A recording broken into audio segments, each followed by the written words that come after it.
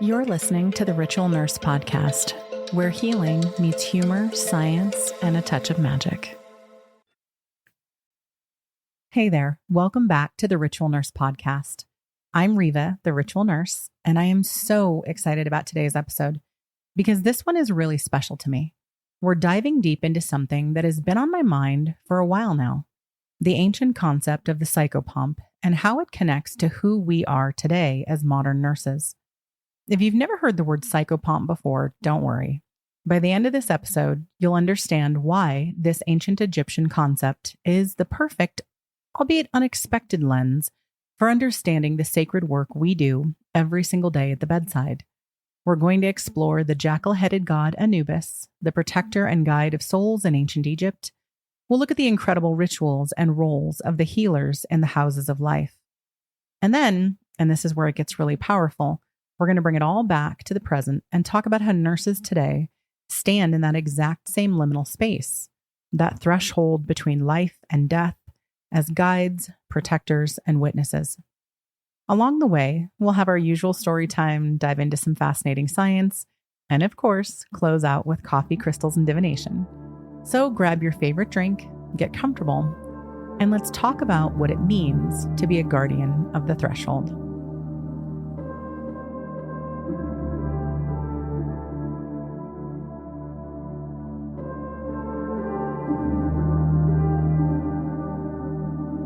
So let's start with the basics. What is a psychopomp?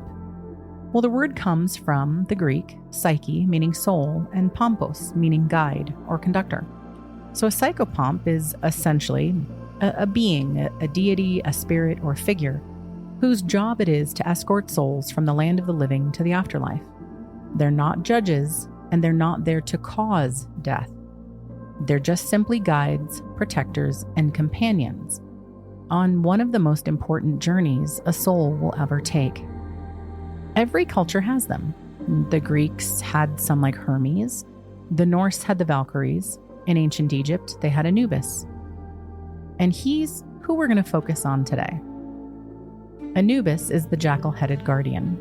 Anubis is one of the most iconic figures in Egyptian mythology. Picture this, a tall figure with the body of a man and the head of a black jackal, standing watch over tombs and guiding souls through the treacherous landscape of the Duat, which is the Egyptian underworld. Why a jackal? Because jackals were often seen lurking around cemeteries in ancient Egypt.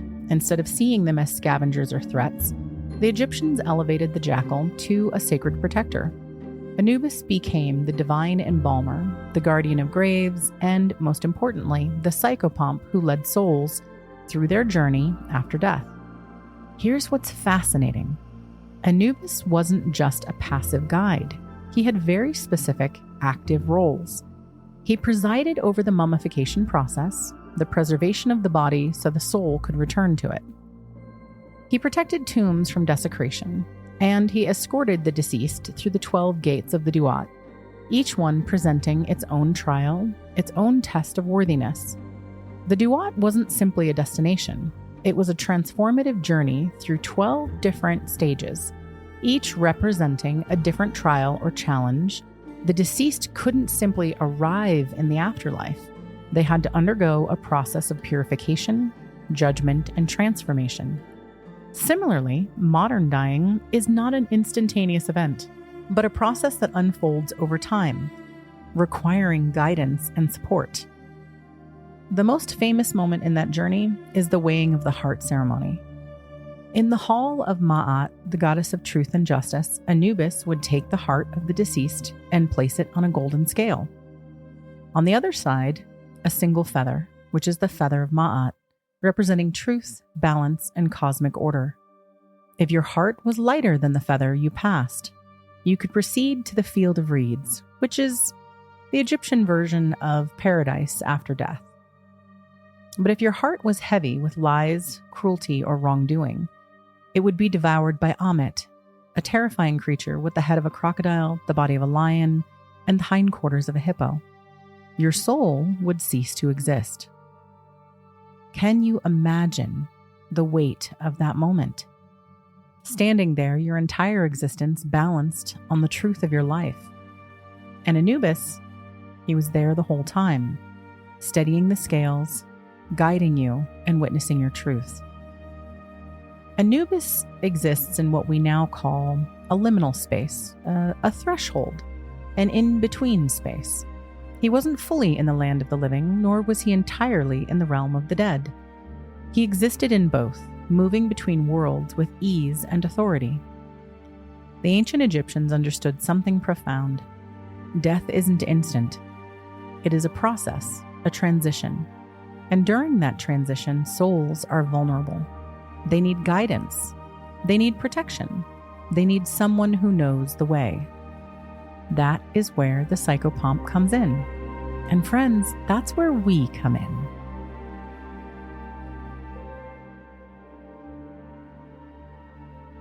Before we jump to modern nursing, let's talk about the healers of ancient Egypt, because they too were threshold guardians in their own right. In temples throughout Egypt, there were institutions called the Per Ankh, the houses of life. These weren't just libraries or schools.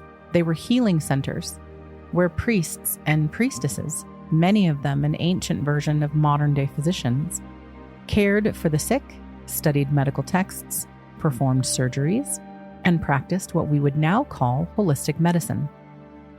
These healers understood that illness wasn't just physical.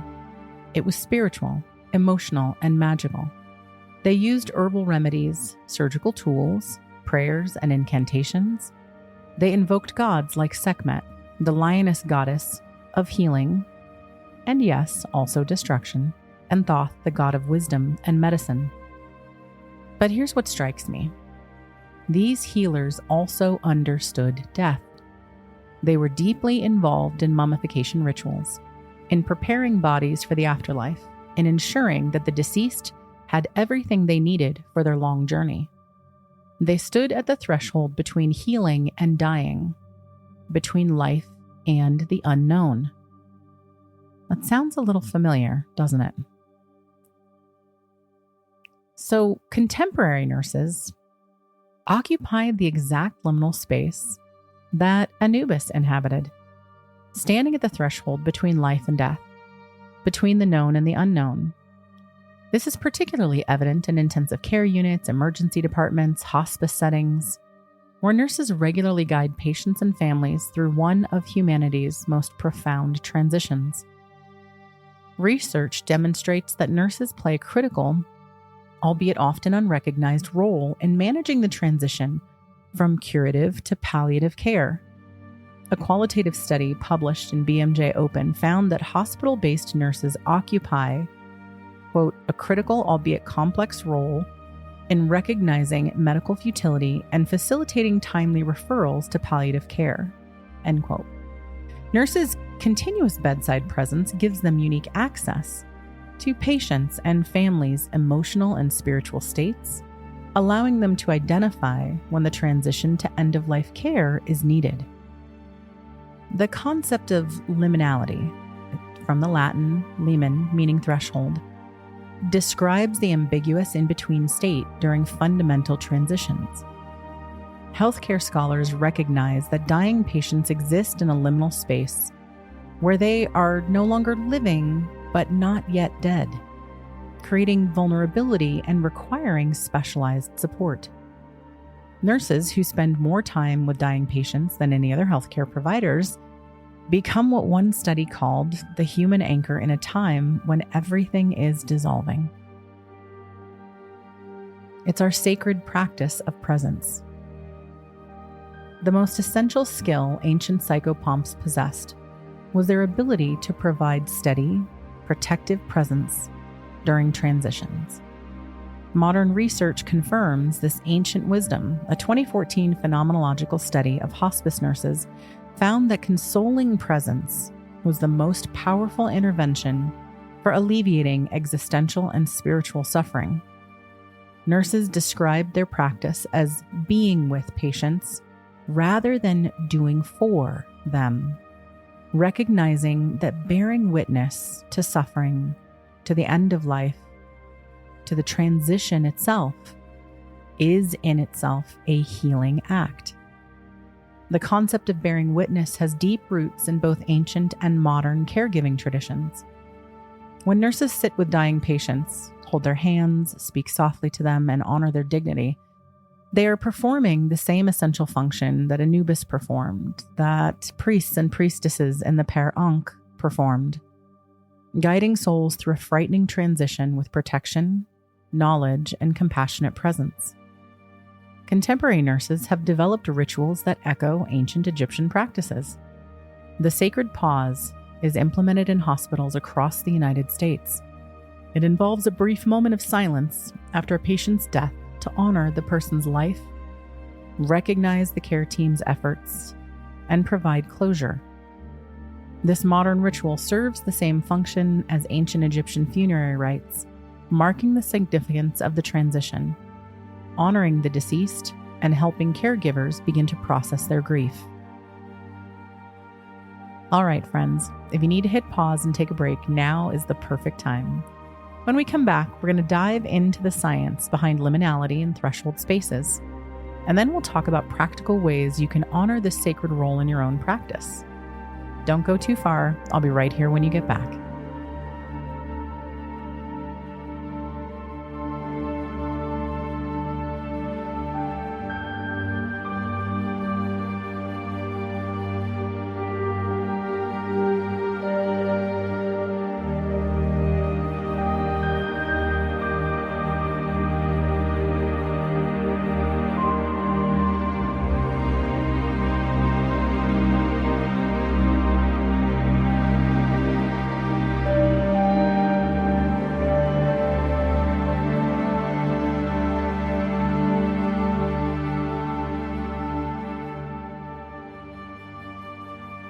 All right, welcome back. Let's talk some science, specifically the concept of liminality and why it matters so much in healthcare. So liminality, like we discussed earlier, comes from the Latin word limen, meaning threshold. It refers to that ambiguous in-between state during a fundamental transition.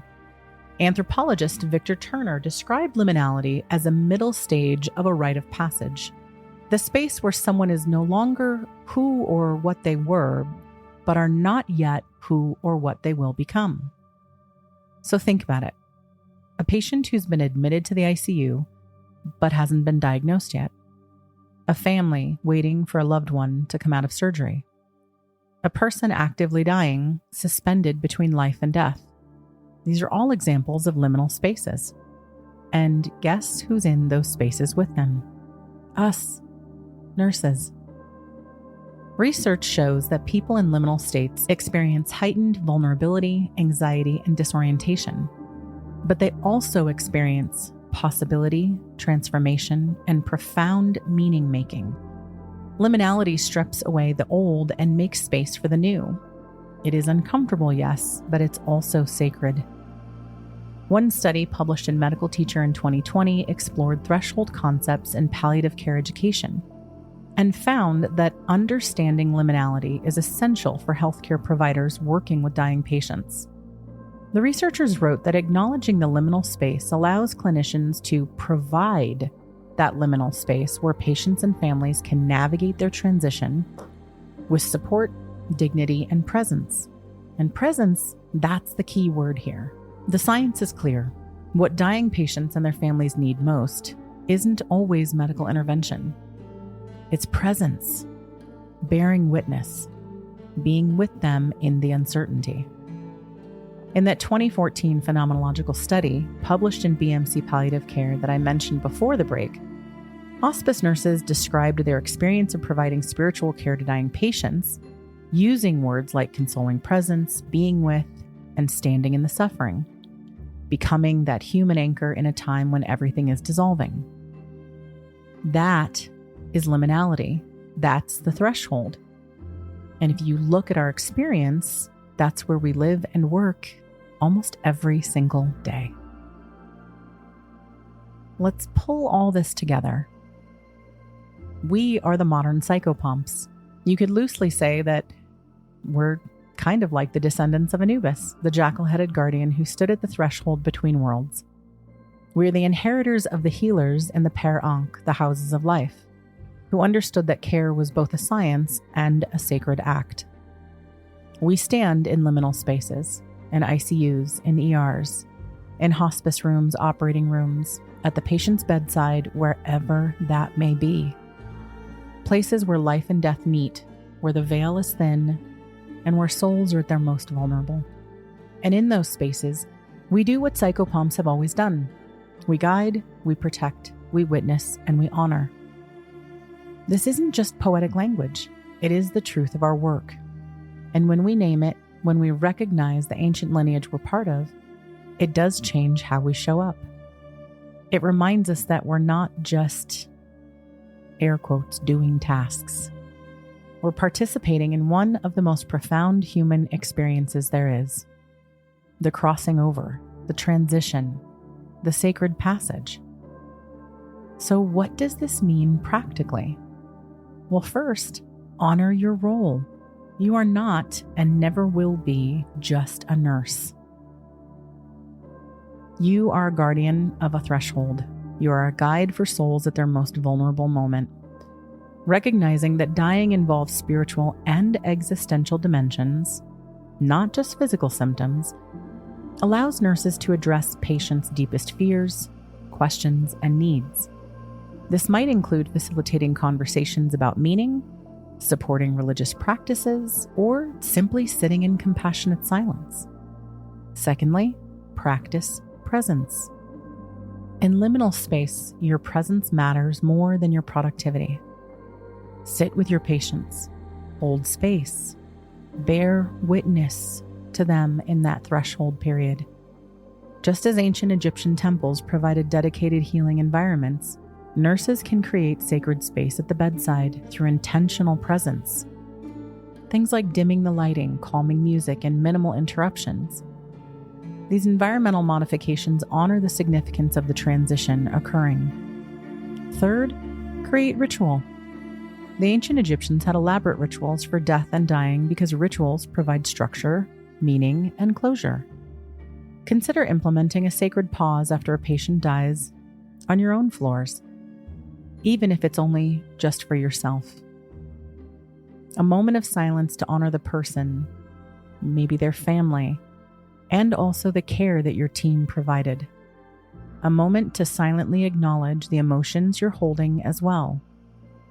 Implementing rituals like the sacred pause, blessing ceremonies, or legacy building activities help patients, families, and staff process the profound significance of death. These rituals provide structure and meaning and closure in moments of chaos and uncertainty. Fourth, take care of yourself. Standing at the threshold is heavy work. It does take a toll. Make sure that you have your own rituals for grounding, for processing grief, for honoring the sacred work that you do.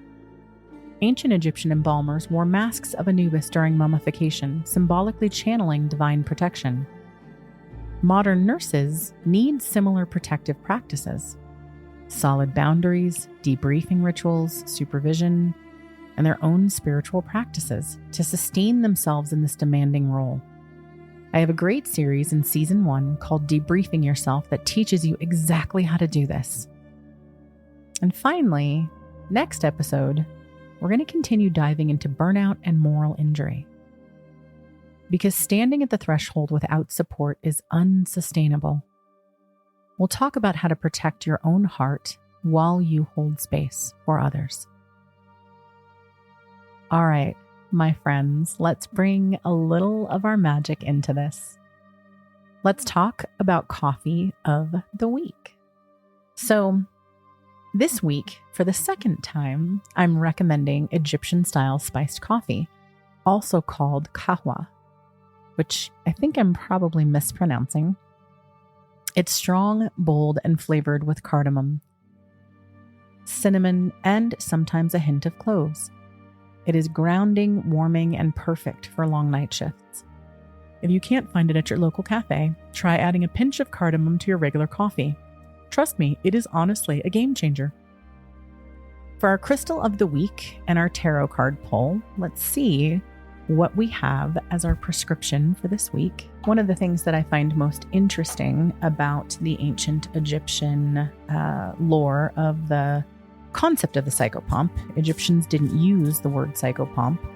That is a word after the fact that describes much of what they did in holding the space, but Egyptians didn't use that word itself, is how deeply they understood the significance of transformation and the threshold space that transformation takes place in. Because a lot of that underscores much of what we've been learning over this past year that we've spent together in creating ritual space for ourselves. And I know that I've talked about this before, but I do want to just kind of as a reminder, when I say ritual space, when we talk about creating rituals, this is independent of religion. So no matter what your religion is or isn't, creating ritual is intentionally using materials, space, time, yourself, and intention to manifest something significant. And doing so with repetition creates a habit, and ritual makes that habit that you have created sacred and magnifies the intent of it. And it doesn't matter what religion you are or aren't, you could create ritual around anything. So, first crystal that jumped out for our prescription for the next 2 weeks, we are going back to 2-week release of episodes. The weekly ones that we've been doing the past 3 weeks have just been for, oh my goodness, I don't think that was intentional because that was like 8 cards. Has just been for spooky season and some fun episodes. So we are going back to our normal, regularly scheduled every 2-week release. So our crystal prescription for the next 2 weeks, I think what we're getting is just this card. So let's take a look at it. Oh gosh, this is absolutely stunning. I don't know that I've drawn this one before. So it looks like our card is Wanderlust, and that's Aragonite. And this is absolutely gorgeous. So Wanderlust or Aragonite, embracing the unknown, change, and grounding. The Wanderlust card embodies exploration and self-discovery. Aragonite signifies grounding and connection to nature, urging you to embark on a journey of inner and outer exploration. This card prompts you to trust your inner compass, follow your heart's desires, and embrace the unknown as you navigate towards new experiences and endless possibilities. This card is literally describing you being in a liminal space and encouraging you to explore the unknown and possibilities. If I didn't watch myself do it, then I might not actually believe that it was just live pulled while I was doing this podcast. But this is an absolutely stunning image, and it looks like a compass with Aragonite in the middle. So let's look at our tarot card pull for the next 2 weeks. And if you guys have more questions about the history of this or have more interest, hit me up and let me know. On socials, I'm on TikTok. You can always hit the feedback link at the top of the show notes. You can email me at hello@ritualnurse.com. Sorry, not the, just hello@ritualnurse.com. And let me know. Write to me. I only covered psychopomps in ancient Egyptian practices because that's our earliest known instances of them. And there's specifically a deity associated with it.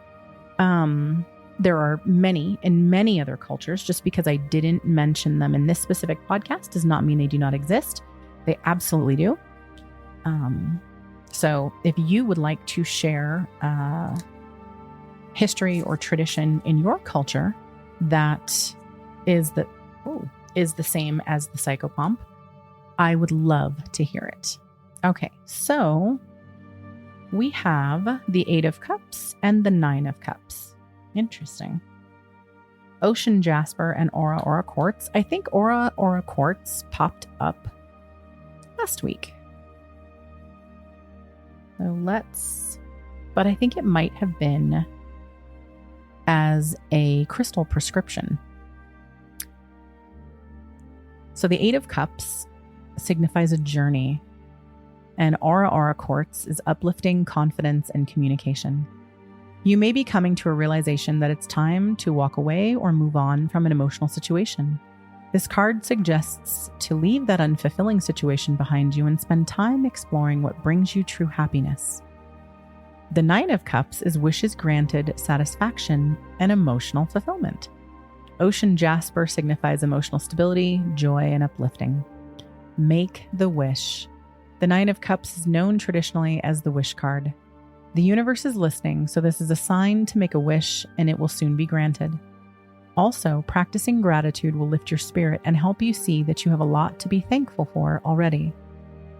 I think that combined with what we discussed in terms of being in the liminal space and facing the unknown and it being about the journey and the transformation, these cards are really signifying to do a lot of that introspective self-work, which we see as a huge theme during the month of November, starting off with the remembrance of the Day of the Dead, All Souls Day, and really kind of the thinning of the veil, if you will.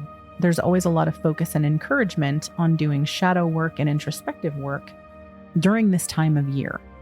So I think this is very apropos. It's also the reason I decided to close out the spooky season podcasts with the Psychopomp, because we just passed over the threshold of the remembrance of the Day of the Dead and All Souls Day and Samhain or Halloween. And it just seemed like the perfect closing to talk about the liminal space and the threshold. So make sure that you have your aragonite and your ocean jasper and your aura quartz. And your message this week is really to trust yourself. You know more than you think you do. You are exactly the guide that your patients need. You need to take care of yourself so that you can do so and carve out that ritual time for yourself, whatever that may look like for you. Thank you so much for being here today, friends. This episode was deeply personal for me. This is a subject matter that I've spent a lot of time in introspection and research on, and I hope it resonated a little with you too. And remember, you are not just a statistic or a number. You are standing at the threshold between worlds, guiding souls with courage, compassion, and grace. You are the modern psychopomp, the guardian of the veil, and the healer betwixt and between. Until next time, keep crafting those rituals to heal the healer. You are sacred and you are seen, and you are so, so needed. I love your faces.